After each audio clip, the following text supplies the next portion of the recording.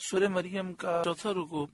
اللہ رب العالمین نے ارشاد فرمایا وَاذْكُرْ فِي الْكِتَابِ موسیٰ، اور کتاب میں موسیٰ کو یاد کرو، اِنَّهُ كَانَ مُخْلَصًا وَكَانَ رَسُولًا نَبِيًّا، بے شک وہ چنا ہوا تھا اور رسول تھا غیب کی خبریں بتانے والا۔ یعنی محبوب آپ حضرت موسیٰ علیہ السلام کو قرآن پاک میں یاد کریں اور ان کا ذکر لوگوں کو سنائیں۔ وَنَادَيْنَاهُ مِنْ جَانِبِ الطُّورِ الْأَيْمَنِ، اور اسے ہم نے طور کی داہنی جانب سے ندا فرمائی۔ طور ایک پہاڑ کا نام ہے جو مصر اور مدین کے درمیان ہے۔ حضرت موسیٰ علیہ السلام کو مدین سے آتے ہوئے طور کی اس جانب سے، جو حضرت موسیٰ علیہ السلام کے سیدھی طرف تھی، ایک درخت سے ندا دی گئی، یا موسیٰ انی انا اللہ رب العالمین، اے موسیٰ میں ہی اللہ ہوں تمام جہانوں کا پالنے والا۔ وَقَرَّبْنَاهُ نَجِيًّا، اور اسے اپنا راز کہنے کو قریب کیا۔ یعنی اللہ تعالی نے موسیٰ علیہ السلام کو اپنے خاص قرب کا مرتبہ عطا فرمایا، حجابات اٹھا دیے، یہاں تک کہ آپ نے قلم چلنے کی آواز سنی اور آپ کی قدر و منزلت بلند کی گئی اور آپ سے اللہ تعالیٰ نے کلام فرمایا۔ وَوَهَبْنَا لَهُ مِن رَحْمَتِنَا أَخَاهُ هَارُونَ نَبِيًّا، اور اپنی رحمت سے اس کا بھائی ہارون عطا کیا، غیب کی خبریں بتانے والا نبی۔ جب حضرت موسیٰ علیہ السلام نے دعا کی، یا رب میرے گھر والوں میں سے میرے بھائی ہارون کو میرا وزیر بنا، اللہ تعالیٰ نے اپنے کرم سے یہ دعا قبول فرمائی اور حضرت ہارون علیہ السلام کو آپ کی دعا سے نبی کیا۔ حضرت ہارون علیہ السلام حضرت موسیٰ علیہ السلام سے بڑے تھے اور آپ میں 1 سال کا فرق ہے۔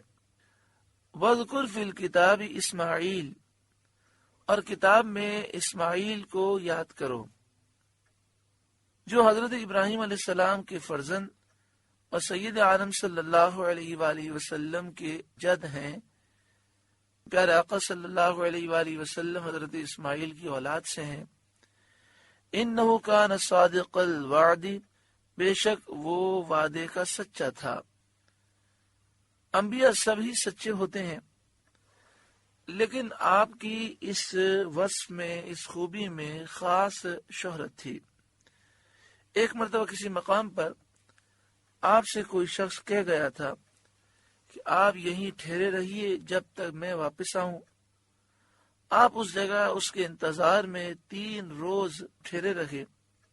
آپ نے وعدہ کیا تھا، آپ نے قیام کیا۔ اسی طرح جب حضرت ابراہیم علیہ السلام نے آپ سے کہا کہ مجھے ذبح کرنے کا حکم ہے، تو آپ نے وہاں بھی صبر کا وعدہ کیا اور ذبح کے موقع پر اس شان سے اس وعدے کو وفا فرمایا کہ سبحان اللہ۔ انہ کان صادق الوعد، بے شک وہ وعدے کا سچا تھا۔ وکان رسولا نبیا، اور رسول تھا غیب کی خبریں بتاتا۔ وکان یأمر اہلہ بالصلاۃ والزکاۃ، اور اپنے گھر والوں کو نماز اور زکوٰۃ کا حکم دیتا۔ آپ کی قوم جرہم تھی جس کی طرف آپ مبعوث فرمائے گئے تھے، آپ انہیں بھی نماز و زکوٰۃ کا حکم دیتے۔ وَكَانَ عِنْدَ رَبِّهِ مَرْضِيًّا، اور اپنے رب کو پسند تھا۔ یعنی آپ نے اللہ تعالیٰ کی عبادت کی، نیک اعمال بجا لائے، اس کے سبب سے آپ اللہ تعالیٰ کے پسندیدہ ہیں۔ آپ نے صبر اور استقلال سے کام لیا۔ آپ کے احوال، آپ کی خصوصیتیں، یہ وہ ہیں جن کے باعث آپ اللہ تعالیٰ کے پسندیدہ ہیں۔ وَاذْكُرْ فِي الْكِتَابِ ادریس، اور کتاب میں ادریس کو یاد کرو۔ حضرت ادریس علیہ السلام کا نام اخنوخ ہے۔ آپ حضرت نوح علیہ السلام کے والد کے دادا ہیں۔ حضرت آدم علیہ السلام کے بعد آپ ہی پہلے رسول ہیں۔ حضرت ادریس کے والد حضرت شیس بن آدم ہیں، یعنی حضرت شیس حضرت آدم علیہ السلام کے بیٹے ہیں اور حضرت ادریس کے والد ہیں۔ سب سے پہلے جس شخص نے قلم سے لکھا وہ آپ ہی ہیں۔ کپڑوں کے سینے اور سلے ہوئے کپڑے پہننے کی ابتدا بھی آپ ہی سے ہوئی۔ آپ سے پہلے لوگ جانوروں کی کھالیں پہنتے تھے۔ سب سے پہلے ہتھیار بنانے والے، ترازو اور پیمانے قائم کرنے والے، علم نجوم اور حساب میں نظر فرمانے والے بھی آپ ہی ہیں۔ یہ سب کام آپ ہی سے شروع ہوئے۔ اللہ تعالیٰ نے آپ پر 30 صحیفے نازل کیے۔ کتب الہیہ کی کثرت درس کے باعث آپ کا نام ادریس ہوا۔ آپ آسمانی صحیفوں کو بہت کثرت سے پڑھتے تھے اور اس کا درس دیتے تھے، اس لیے آپ کو ادریس کہا گیا۔ انہ کان صدیقا نبیا، بے شک وہ صدیق تھا، غیب کی خبریں دیتا۔ ورفعناہ مکانا علیہ، اور ہم نے اسے بلند مکان پر اٹھا لیا۔ دنیا میں اللہ تعالیٰ نے آپ کو اعلیٰ مرتبہ عطا فرمایا۔ یہ بھی ہے کہ آپ کو آسمان پر اٹھا لیا گیا، اور یہ صحیح ترین قول ہے۔ بخاری مسلم کی حدیث میں ہے، سید عالم صلی اللہ علیہ وآلہ وسلم نے شب معراج حضرت ادریس علیہ السلام کو چوتھے آسمان پر دیکھا اور ان سے ملاقات کی۔ حضرت کعب احبار رضی اللہ تعالیٰ عنہ اور دیگر سے مروی ہے کہ حضرت ادریس علیہ السلام نے ملک الموت سے فرمایا کہ میں موت کا مزہ چکھنا چاہتا ہوں، کیسا ہوتا ہے؟ تو میری روح قبض کر کے دکھاؤ۔ انہوں نے اس حکم کی تعمیل کی اور روح قبض کر کے اسی وقت آپ کی طرف لوٹا دی۔ آپ زندہ ہو گئے۔ فرمایا گا مجھے جہنم دکھاؤ تاکہ خوف الہی زیادہ ہو۔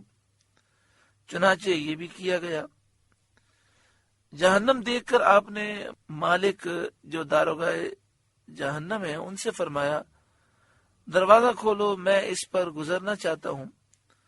چنانچہ ایسا ہی کیا گیا، آپ اس پر سے گزرے۔ پھر آپ نے ملک الموت سے فرمایا مجھے جنت دکھاؤ۔ وہ آپ کو جنت میں لے گئے۔ آپ دروازے کھلوا کر جنت میں داخل ہوئے۔ تھوڑی دیر انتظار کر کے ملک الموت نے کہا آپ اب اپنے مقام پر تشریف لے چلیے۔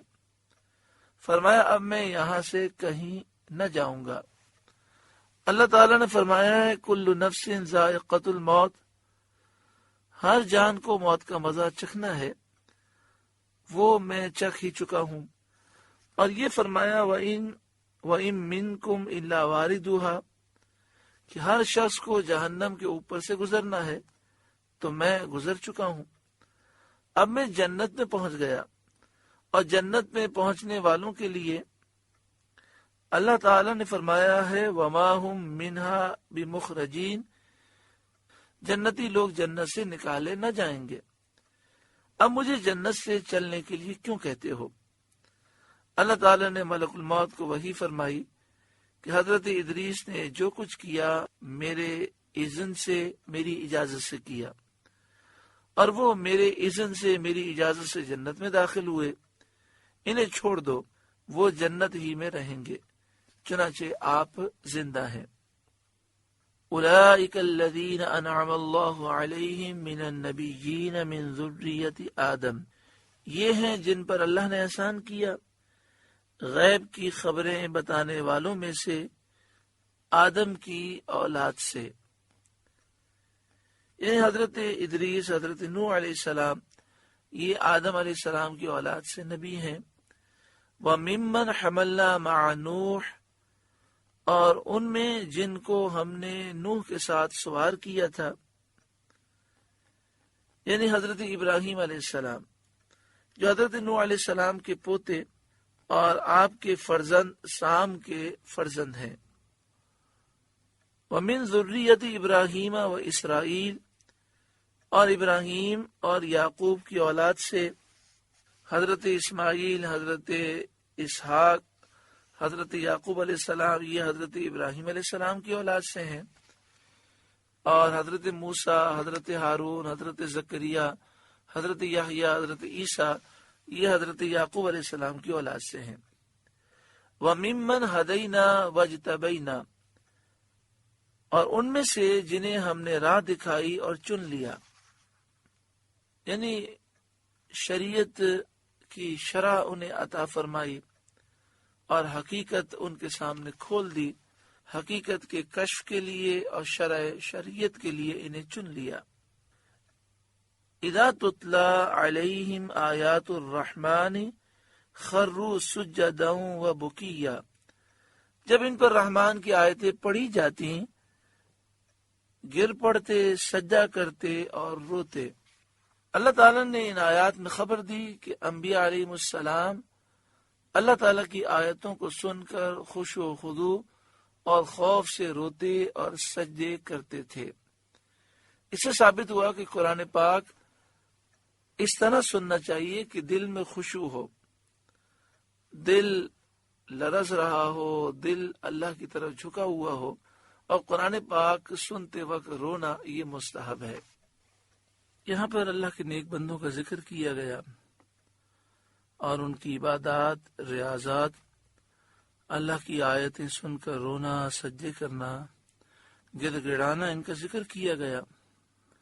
آگے فرمایا فَخَلَفَ مِن بَعْدِهِمْ خَلْفٌ أَضَاعُوا الصَّلَاةَ، تو ان کے بعد ان کی جگہ وہ ناخلف آئے جنہوں نے نمازیں ضائع کی، وَاتَّبَعُوا الشَّهَوَاتِ، اور اپنی خواہشوں کے پیچھے چلے، فَسَوْفَ يَلْقَوْنَ غَيًّا، تو ان قریب وہ دوزخ میں غی کی وادی میں جائیں گے۔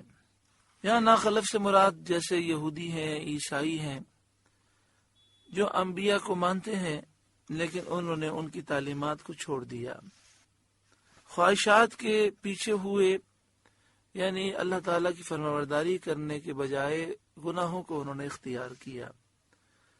ان قریب وہ غی میں جائیں گے۔ حضرت عبداللہ بن عباس رضی اللہ تعالیٰ عنہما نے فرمایا غی جہنم میں ایک وادی ہے جس کی گرمی سے جہنم کے وادی بھی پناہ مانگتے ہیں، یعنی جس کی گرمی سے جہنم کی دوسری وادیاں پناہ مانگتی ہیں۔ یہ ان لوگوں کے لیے ہے جو زنا کے عادی اور اس پر اصرار کرنے والے ہیں، جو شراب کے عادی ہوں، جو سود خور ہوں، سود کے عادی ہوں، جو والدین کی نافرمانی کرنے والے ہوں، اور جو جھوٹی گواہی دینے والے ہوں۔ اللہ تعالی ہمیں محفوظ فرمائے۔ دیکھیں یہ جہنم کی ہولناک وادی کن کے لیے ہے؟ جو زنا کرنے والے ہیں۔ اللہ ہر بے حیائی سے ہر مسلمان کو محفوظ فرمائے۔ جو شراب پینے والے ہیں، جو سود خور ہیں، جو جھوٹی گواہی دینے والے ہیں، اور جو والدین کی نافرمانی کرنے والے ہیں، اللہ تعالیٰ ان تمام برائیوں سے ہم سب کو محفوظ فرمائے۔ الا من تابا، مگر جو تائب ہوئے، جنہوں نے توبہ کی، وآمنا، اور ایمان لائے، وعمل صالحا، اور اچھے کام کیے، فاولئک یدخلون الجنۃ، تو یہ لوگ جنت میں جائیں گے، ولا یظلمون شیئا، اور انہیں کچھ نقصان نہ دیا جائے گا، یعنی ان کے اعمال کی جزا میں کچھ بھی کمی نہ کی جائے گی، پورا پورا اجر دیا جائے گا۔ جنات عدن التی، جنات عدن بسنے کے باغات، جنات عدن التی وعد الرحمن عبادہ، بسنے کے باغ جن کا وعدہ رحمان نے اپنے بندوں سے کیا، بالغیب، غیب میں کیا۔ جنات عدن تو ہم سمجھ چکے، ایسے باغات، ایسی جنتیں جن میں لوگ ہمیشہ رہیں گے۔ التی وعد الرحمن عبادہ، جن کا وعدہ رحمان نے اپنے بندوں سے کیا، بالغیب، غیب میں کیا۔ غیب سے کیا مراد ہے؟ تو یہ بات تو ہے کہ اللہ تعالیٰ نے جن بندوں کا ذکر فرمایا وہ مومن ہیں اور گناہوں سے توبہ کرنے والے تائب ہیں۔ غیب سے مراد یہ ہے کہ اس حال میں کہ جنت ان سے غائب ہے، ان کی نظر کے سامنے نہیں، اور اس سے یہ بھی مراد ہے اس حال میں کہ وہ بندے جنت سے غائب ہیں، اس کا مشاہدہ نہیں کرتے۔ انہو کان وعدہ مأتیا، بے شک اس کا وعدہ آنے والا ہے، ضرور پورا ہونے والا ہے۔ لا یسمعون فیہا لغوا الا سلاما، وہ اس میں کوئی بیکار بات نہ سنیں گے مگر سلام۔ فرشتے انہیں سلام کریں گے، آپس میں یہ ایک دوسرے کو سلام کریں گے، یعنی ہر طرف جنت میں چین ہی چین ہے، نہ کوئی نفرت، نہ کوئی لڑائی جھگڑا، نہ کوئی پریشانی۔ وَلَهُمْ رِزْقُهُمْ فِيهَا بُكْرَةً وَعَشِيًّا، اور انہیں اس میں ان کا رزق ہے صبح و شام، یعنی صبح و شام انہیں روزی دی جائے گی۔ اب یہاں پر سوال ہی پیدا ہوتا ہے کہ جنت میں رات و دن تو ہے نہیں، تو صبح و شام سے کیا مراد ہے؟ تو فرمایا علی الدوام، یعنی ہمیشہ انہیں رزق دیا جائے گا، کیونکہ جنت میں رات اور دن نہیں ہے، اہل جنت ہمیشہ نور ہی میں رہیں گے۔ بعض نے کہا کہ مراد یہ ہے کہ دنیا کے دن کی مقدار میں 2 مرتبہ جنتی نعمتیں ان کے سامنے پیش کی جائیں گی۔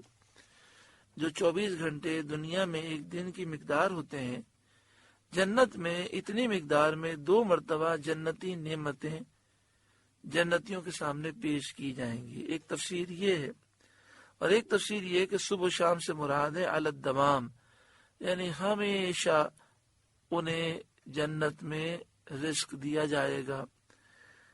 تلک الجنت التی نورث من عبادنا من کان تقیا، یہ وہ باغ ہے جس کا وارث ہم اپنے بندوں میں سے اسے کریں گے جو پرہیزگار ہے۔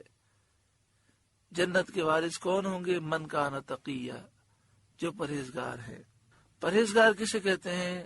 سچے دل سے ایمان لائے، سچی پکی توبہ کرے، اور اللہ کے خوف کی وجہ سے ہر گناہ چھوڑ دے۔ اللہ ہمیں پرہیزگار بنائے۔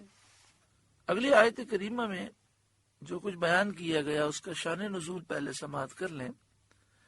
بخاری شریف میں حضرت عبداللہ بن عباس رضی اللہ تعالی عنہما سے مروی ہے، سید عالم صلی اللہ علیہ وآلہ وسلم نے جبریل سے فرمایا، جبریل تم جتنا ہمارے پاس آیا کرتے ہو اس سے زیادہ کیوں نہیں آتے؟ اس پر یہ آیت کریمہ نازل ہوئی، وَمَا نَتَنَزَّلُ إِلَّا بِأَمْرِ رَبِّكَ، اور جبریل نے محبوب سے عرض کی، ہم فرشتے نہیں اترتے مگر آپ کے رب کے حکم سے۔ لہو ما بین ایدینا وما خلفنا، اسی کا ہے جو ہمارے آگے ہے اور جو ہمارے پیچھے، وما بین ذالک، اور جو اس کے درمیان ہے، سب اللہ ہی کا ہے۔ یعنی تمام اماکن کا مالک وہی ہے، ہم ایک جگہ سے دوسری جگہ کی طرف نقل و حرکت کرنے میں اللہ کے حکم اور مشیت کے تابع ہیں۔ وہ ہر حرکت و سکون کا جاننے والا ہے، غفلت سے بھول جانے سے پاک ہے، لہذا ہم آتے ہیں اللہ کے حکم سے۔ یہ جبریل نے عرض کیا۔ وما کان ربک نسیا، اور آپ کا رب بھولنے والا نہیں، جب چاہے ہمیں آپ کی خدمت میں بھیجے۔ رب السماوات والارض وما بینہما، آسمانوں و زمین اور جو کچھ ان کے درمیان میں ہے سب کا مالک۔ فاعبدہ، تو اسی کی عبادت کرو۔ واصطبر لعبادتی، اور اس کی بندگی پر ثابت رہو۔ هل تعلم له سمیہ، کیا اس کے نام کا دوسرا جانتے ہو؟ یعنی کسی کو اس کے ساتھ اس میں شرکت بھی نہیں، اور اس کی وحدانیت اتنی ظاہر ہے کہ مشرکین نے بھی اپنے کسی معبود باطل کا نام اللہ نہیں رکھا۔ جس طرح اللہ تعالی ذات میں شرک سے پاک ہے، نام میں بھی شرک سے پاک ہے۔ اللہ تبارک و تعالی کی وحدانیت اتنی ظاہر ہے کہ مشرکین نے اپنے جھوٹے خداؤں کے مختلف نام رکھے، لات، عزا، منات، لیکن کسی نے اپنے جھوٹے خدا کا نام اللہ نہ رکھا۔ وہ بھی جانتے ہیں کہ اللہ ایک ہی ہے، لیکن شیطان نے انہیں اس چیز میں لگا دیا کہ یہ اللہ کو چھوڑ کر بتوں کی پوجا کرتے ہیں۔ حل تعلم لہ سمیہ، کیا اس کے نام کا دوسرا جانتے ہو؟ سورہ مریم کا چوتھا رکوع مکمل ہوا۔ اللہ تعالیٰ اس رکوع کے نور سے ہمارے قلوب کو روشن منور فرمائے۔